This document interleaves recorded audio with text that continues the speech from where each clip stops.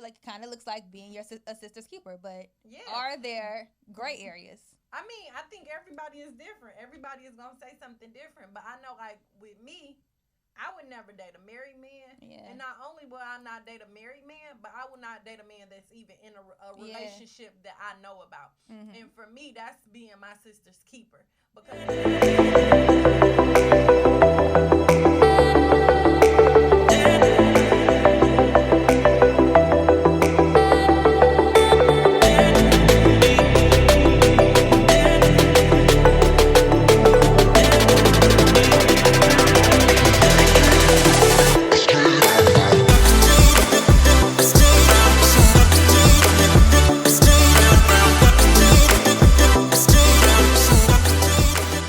hey friends, we're so glad you joined us today. Welcome back. So, today we have a topic. I think it's very prevalent in the black community, especially amongst black women. The way you giving this little introduction sounds real suspicious. Suspicious? It did. Like, go ahead. I mean, well, I like to think that I am my sister's keeper, and that means all of my sisters, the ones that I've met, the ones that I have not met, the ones that my friends, my male friends date, just women in general. Like, I do feel like I'm my sister's keeper. Oh, so that's what we're talking about today. That's what we're talking about All today. right, okay. So, I think it gets a little deeper than that because I think it's very easy for me to be your keeper, right?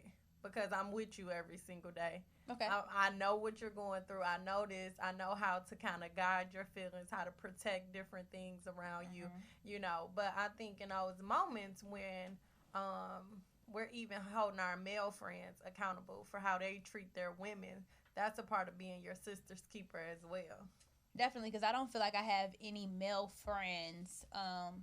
Dag, do I even got some male friends? Can men and women be friends? Side note. Without them trying to right. But if I had to think about some of the people I guess I could deem as my male friends, yeah, I hold them accountable too. So like, yeah, we aren't in spaces where I'm going to condone them putting their hands on women or talking down or things like that. Yeah, nah. Yeah, so like the whole piece of even, like demeaning women, talking about women's hair, like, oh, her hair was like this, Like, I've been talking to some of my male friends, and he was like, oh, my God, like... Is it the natural hair stuff? Because that blows my life. Like, I don't understand why so many... I don't even want to say so many men, but a lot of men that I come across don't like natural hair either. But it's really... I think it's complex, right? That everybody has a preference, because you come across a lot of men are like, oh, my God, what are those wigs? Why is she wearing that screen door? And all of those different Not the things. screen door. Yeah, like, why is she wearing that screen door? And I think everybody has a preference, and it's very much so okay to have a preference, but the way in which you treat the women who wear their hair in this way, or the way that you say, you talk to them.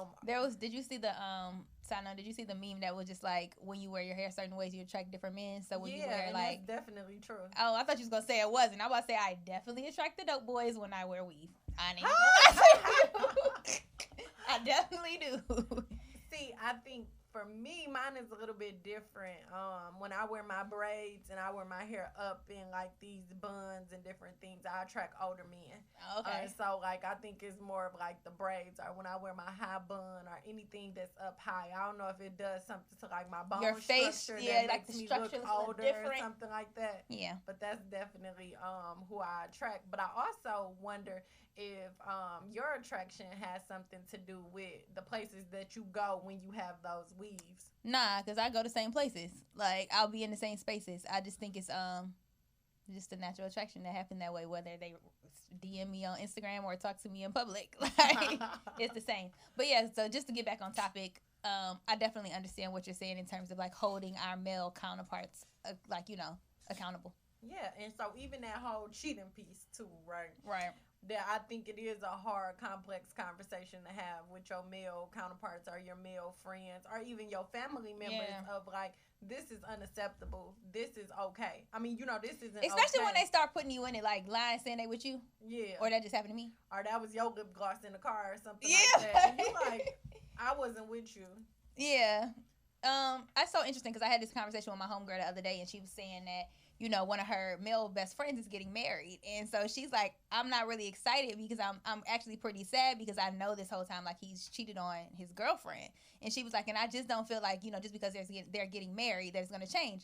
But she was saying that she tells him these things, like, that's not okay. Like, would you stop? Don't be with her. Like, why are you even being with her if you're going to do this? Like, what are y'all dating for? Like, why are y'all together? And so now, they got these engagement pictures, and my friend is pretty much like, I don't know how I feel because I know my friend. Like, And I think it's really like a complex. But, in that situation, are you your sister's keeper? So do you feel like she should have said something? Well, I don't, because it's not her friend, I don't think that she should say anything, but holding her friend accountable in those moments, she should have said something. And I can name a time, like for me, when I was not my sister's keeper, because I was in a wedding and I was totally against it. And I said that I would never do that again in my life because I feel like it's a bigger commitment. Like when I'm standing alongside you, I'm standing alongside you because I believe in this marriage. I believe in the work in this union. Yeah. And I'm praying with you and with God. And not that I was against it. And who am I to say, like, you shouldn't be getting married. But I think I should have had enough courage to say, I will attend the wedding, but I don't want to be in the wedding.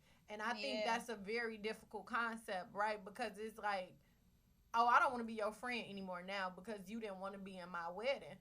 But I feel like, it's more of a commitment thing that you had to, I'm also committing to this before God, that I believe in what's going on. And so I feel like I was not my sister's keeper in those moments. So you feel like you weren't your sister's keeper because you weren't honest about how you felt about her union? And how I felt about me not being in the wedding. I did something. I was in the wedding because I didn't want to hurt her feelings. And in turn, it disrespected me or what I feel like I stand for in those moments because I still did something I didn't want to do to please somebody else. And so for me, I will never, ever be in another wedding that I do not agree with. Respect it. So where do we draw the line, though? So like you said, like in these examples, it's easy to be your sister's keeper when it's your friend, right? But what about a stranger, a woman you don't know? Like where are we drawing the line? So, and I think it depends. And everybody. Well, I'm just simply saying because we keep having these conversations, like we see conversations about being a woman's woman, right? So like, what does that actually really look like? And that, I feel like it kind of looks like being a sister's keeper. But are there gray areas? I mean, I think everybody is different. Everybody is going to say something different. But I know, like, with me, I would never date a married man. Yeah. And not only will I not date a married man, but I will not date a man that's even in a relationship that I know about. And for me, that's being my sister's keeper. Because in those moments, just because your man is not respecting your relationship, I'm not going to indulge in it and be the person that he cheats on you with. And it's also another reason because I believe in karma. I believe definitely believe in karma. I believe, that seed that I sowed with another woman's man, that some type of way it may come back to me. And it may not come back in my man or my husband cheating, but it's going to come back to me somewhere down the line. I think that's very valid because I won't say that I've never dated a married man, a man that was married, but I have been in a situation with a man who has had a girlfriend and on an off again relationship that I was very privy to the information. And I was like, in my head, I guess, I can't even say that I was hurt. But I didn't know the woman at all. And that don't make it better because I think in your head you do feel like convicted slightly. Like, like this is wrong. This is a whole nother woman. Like I'm hanging out with her. I was about to say her N-word. I'm hanging out with him. Like we living it up. And so, I definitely felt a way, but then it's just so different when you feel like you don't know the woman. But at the same time, it's still wrong, Yeah. It's wrong. So that's what I'm saying. Like, where do you really draw the line? Because I feel like in that situation, I didn't draw the line. And maybe it's because maybe I was hurt and didn't know. Like, I felt like, well, people do it to me all the time. It is what it is. And I think it's a trauma thing that you're going to continue to repeat cycles because you feel like somebody did it to you. Or even in that situation where you was like, oh, this is just fun to hang out with. It ain't like I liked him for real. Or it ain't like it was like that serious. But it's still wrong. And you hear a lot of women say, oh, well, he's the one disrespecting the relationship. I'm not in a relationship. Right. But I also think about how it's disrespecting you. Like, I don't ever want to say, like, oh, I got a piece of a man. I'm not Betty Wright. Having a piece of a man is better than having no man. Yeah. But you do get some women, who kind of feel like if they don't, they're okay with the piece of the man. If they don't want anything more from a situation than somebody to hang out with or whatever it is that they're doing, it don't bother them. I mean, but it's plenty of men that's single. Why not respect your sister and be your sister's keeper in that moment? and just say, like, you know what, I got enough respect for myself and that other woman to not be the person that he engaged in this activity with. I get it. But I don't know if I want to say it's necessarily a respect thing. Because I feel like when I was in my situation, I still respected myself. How? Like, because how could I not? I mean, I feel like, for one, I'm not going to be the woman who's like, okay, this was a broken situation anyway, but it was. Like, and so I went into the situation kind of knowing there was something, but I went in initially thinking that it was cut off. And then it picked back up. So what did you feel like you wanted from that relationship? I thought it was just cool because I was going to do what I was going to do regardless. I was still going to date other people. I didn't think this was a serious relationship. Like, you know? Yeah, so why not just date other people? Why you have to date that woman man? Because I liked him, and that's just what happened. Like, I mean, I liked him, and like I said, I came into the situation where he was like out of the situation, and then they happened to get back together, and that's when I should have really stopped talking to him. Right. But in my head, it was just kind of like, oh, it's not a big deal to me because I really don't like you for real. So you feel like it was okay in those moments? Yeah, and so that's why I said maybe there was some healing that needed to be done, some underlying issues that I didn't think about, but to me, it was just kind of like, I'm just having fun. Yeah, like, and I'm not investing myself emotionally enough to where I feel like I'm trying to take your man. But I feel like in any moment that you sitting there texting, you know, you going on dates, it's still some emotional investment. It's an opportunity cost. No, it definitely, because at the end of the day, I caught feelings. So it's like, that went left. It's an opportunity cost, right? And so I think, you know, being more specific and being more intentional in dating, because I guess it also does depend on your intentions, right? Yeah. Did you intend on actually ever being with him? But once you catch feelings, and I think that's where, like, well, thankfully I wasn't in it to where it's that far, but I think that if I were in a situation where I felt like, dang, like I really want this to be my person, I would be heartbroken, because then I would kind of feel like, well, dang, like he was doing this with me. He ain't never going to be faithful. Like, he's never going to be faithful to me because this is how our situation started. And so then I feel like you live in this bubble of like, oh, we're going to have happily ever afters in this world. But if he was actually up front and center and this is my person, that man would have broke my heart. Like, So, and then, you know, that whole what goes around comes around type of thing. Definitely. And so I guess when you think about being more intentional in dating and you think about, like, you know, I'm the demise of another woman. Like, regardless of if he's going to cheat with you or somebody else, it shouldn't be on your conscience that, like, oh, okay, I'm the person that he actually cheated with. No, and I think that's where I draw the line, because them thoughts ain't come to my mind like, oh, I'm about to take her man, like, ooh, like he chose me. Like, that's not where my head was. Like, but what if he would have decided that he ever was gonna leave?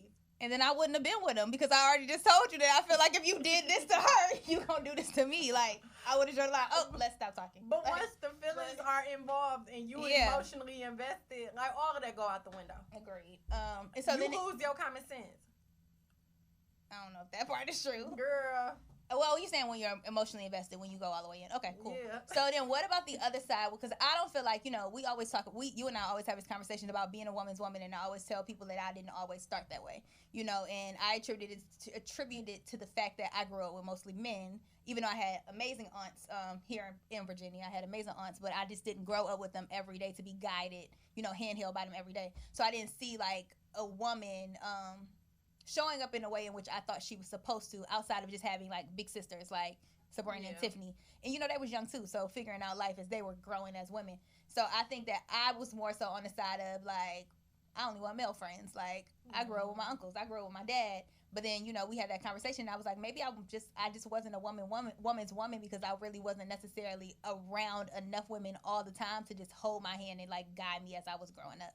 Yeah, and I think a lot of people have come across different circumstances or different issues in life where friends or women that they trusted, you know, have done them wrong, or, you know, did something that they didn't desire, and, you know, have really made them be hardened to, like, being a woman's woman. But you can tell, like, think about when women get drunk and they're in the bathroom and everybody like, oh my God, you so cute, your hair is cute, your outfit is this. That would be the best conversation. Yeah, like, and you feel good in those moments. And most of the time, like, when you're drunk, you is like your subconscious, like, you know, the things that you really want to say, the people that you really want to, you know, interact with beyond these drunk moments. And so when you think about, like, just being a woman's woman, like, when I see a black woman, I'm always smiling, especially a black woman. You know, I'm always smiling. I want to speak. You know, it's this energy, it's this flow. And sometimes that you guys can naturally gravitate towards each other, especially when, like, you when you in them conference rooms or you in them rooms where it's just the two of y'all, and you gotta make the eye contact. Yeah, you know that you have. I see you over there. Like you deserve to be here. You know, in those moments. And like when I see young girls, like when I see little sisters, I always want to affirm them. I always want them to feel good, you know, about themselves in those moments. And so I think a part of like my presence is. So when you're speaking towards being a sister's keeper, is it to black women? I mean, I'm partial, right? Because what do they say? The most disrespected person in America is the black woman, because it's that intersection of race and gender.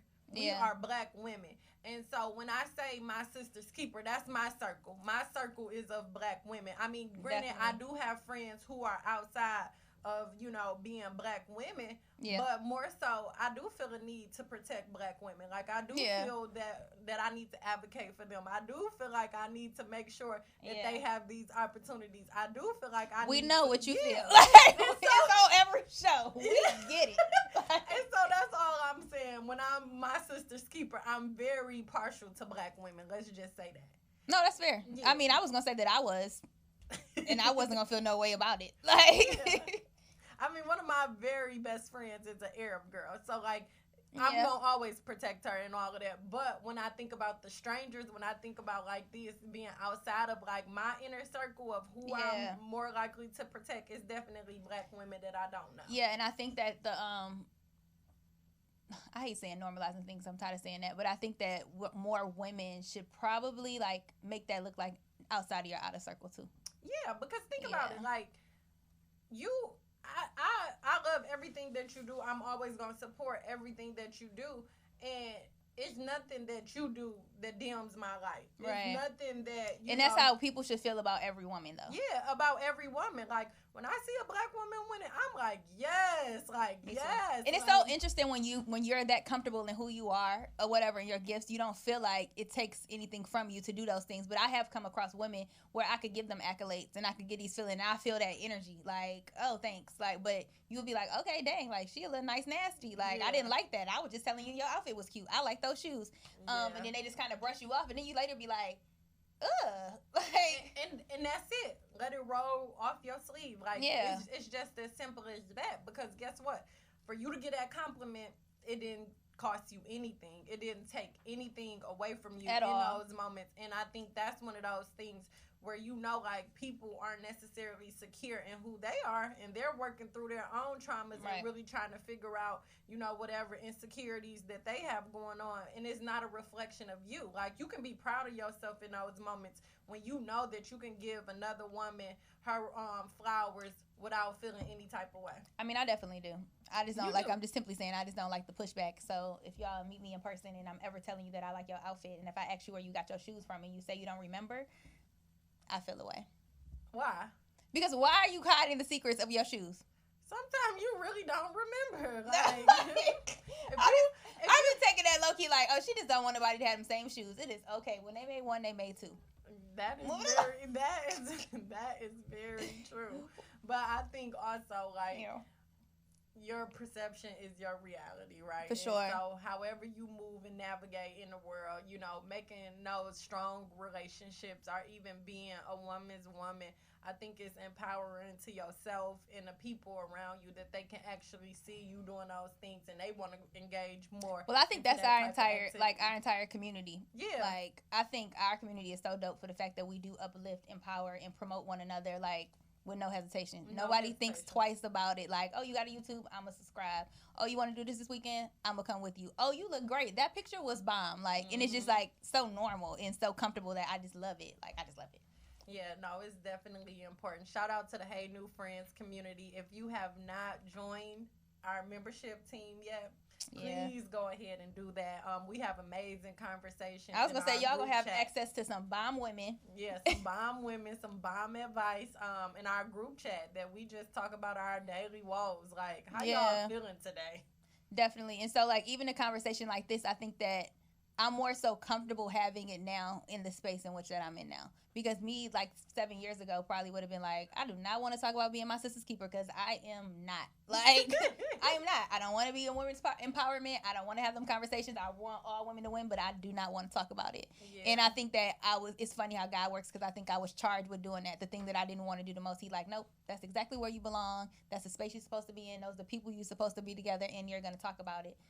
So I think that these types of conversations are good. Like just knowing that I'm able to come to you or come to somebody else and be able to ask advice or to get things like that. So like in my sister's keeper in business, we have girls in our community or just in life in general, I know that I can go to and talk to and get tips and hacks. Because, again, everybody isn't like that, but I think that it's okay to know that there are women who are. And so for the people who kind of feel stuck, like, I don't know, I don't trust women. I don't trust women. I don't know because I had this experience with a woman. I don't know if I ever want to be a part of a woman's group or if I ever want to put myself out there to ask another woman who I might admire for this type of advice because she might shut me down. Right. Like, I think it's like, I need people to know that you can, and there are women who will reach back, Yeah.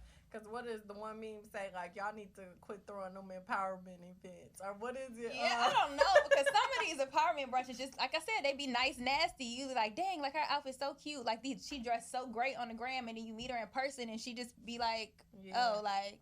Personality who are on you? delete. Yeah, personality on delete. Like. So, yes. Please, if you are or have not joined, go ahead and join us. And we really look forward to cultivating more fun experiences and definitely giving out tips. We do not hold back on any tips, regardless of what it is. Yeah, definitely. But I think this is going to be tomorrow's group chat, so we're going to go ahead and throw that out there. Like, I'm just going to ask some of them, are you your sister's keeper? Yeah. Thank you for the conversation. You got to end it some way. Yeah, that wasn't it, though. And so we're going to keep talking.